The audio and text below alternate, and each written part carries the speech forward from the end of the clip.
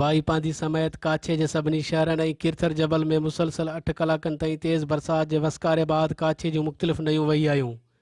नए नली जे पाणी ऐं बरसात सबबि वाईपांदी जे केतिरनि ई ॻोठनि जा घर किरी पट पइजी विया। ओचितो जीअं ई पाणी आयो तमामु वॾे अंदाज़ में पाणी हुयो जेको नुक़सानु कयो त तव्हां ॾिसो था न को असांजो घर बचियो आहे, माल मरी वियो आहे, असां बसि ख़ाली पंहिंजा ॿिनि कपिड़नि ते सिर बचाइनि। कहिड़ी गवर्नमेंट असांजी मालिकी करे थी ॿुधायो न तव्हां असांखे कहिड़ी मालिकी आहे असांजी यार। असां बि इंसान आहियूं।